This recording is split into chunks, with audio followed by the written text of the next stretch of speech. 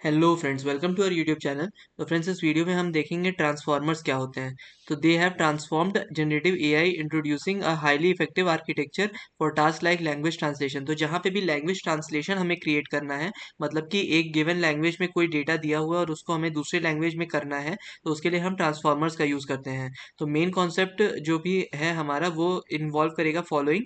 सबसे पहला है encoder decoder architecture, then multi head attention, positional encoding, transformer decoder, position wise feed forward networks. तो एकदम जो मेन कॉन्सेप्ट्स हैं हमारे ओवरव्यू के, वो यूज़ करते हैं हमारे एनकोडर डिकोडर स्ट्रक्चर को, मल्टी हेड अटेंशन को, पोजिशनल एनकोडिंग को, ट्रांसफार्मर डिकोडर को और position wise feed forward networks को।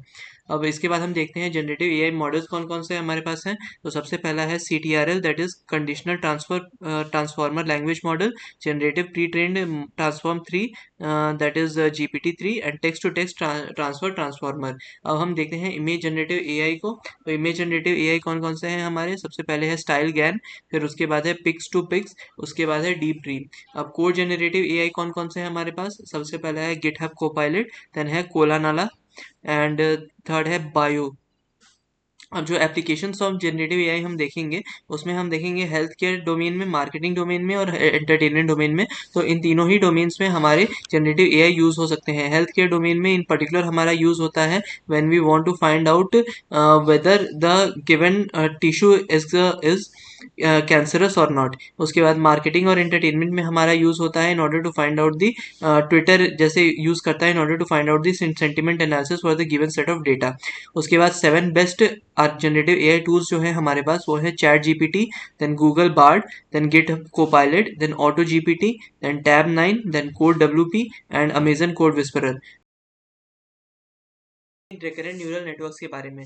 तो रिकरेंट न्यूरल नेटवर्क्स एक टाइप का न्यूरल नेटवर्क होता है जिसमें जो प्रीवियस स्टेप का आउटपुट है वो एज एन इनपुट पास होता है टू द नेक्स्ट स्टेप और द करंट स्टेप। अब ट्रेडिशनल न्यूरल नेटवर्क से ये कैसे डिफरेंट है, ये ट्रेडिशनल न्यूरल नेटवर्क से इस तरह डिफरेंट है क्योंकि जितने भी इनपुट्स और आउटपुट्स होते हैं ट्रेडिशनल न्यूरल नेटवर्क में, वो एक दूसरे के इंडिपेंडेंट होते हैं। लेकिन रिकरेंट न्यूरल नेटवर्क में एक स्टेप का जो आउटपुट है that is use as an input to the next step. तो in cases when it is required to predict the next word of a sentence, the previous words are required. तो ये इसका application की बात करें हम, तो ऐसा एप्लीकेशन जिसमें हमें एक सेंटेंस गिवन हो और उसका नेक्स्ट वर्ड प्रेडिक्ट करना हो depending upon the previous words, तो यहाँ पे हम रिकरेंट न्यूरल नेटवर्क का यूज कर सकते हैं because there is a need to remember the previous words. अब जहाँ भी हमें पिछले स्टेप की चीज़ों को रिमेंबर करना पड़ता है because they go as an input to the next step, वहाँ पे हम रिकरेंट न्यूरल नेटवर्क यूज कर सकते हैं। तो एक बार फिर से फ्रेंड्स देख लेते हैं रिकरेंट न्यूरल नेटवर्क क्या होते हैं। रिकरेंट न्यूरल नेटवर्क एक तरीके के न्यूरल नेटवर्क होते हैं जिसमें हमारा आउटपुट जो होता है प्रीवियस स्टेप का, वो as an input to the current step produce होता है। फिर in traditional neural network all the inputs and outputs are independent of each other. जो ट्रेडिशनल न्यूरल नेटवर्क होता है उसमें जितने भी इनपुट्स या आउटपुट्स होते हैं वो एक दूसरे के इंडिपेंडेंट होते हैं।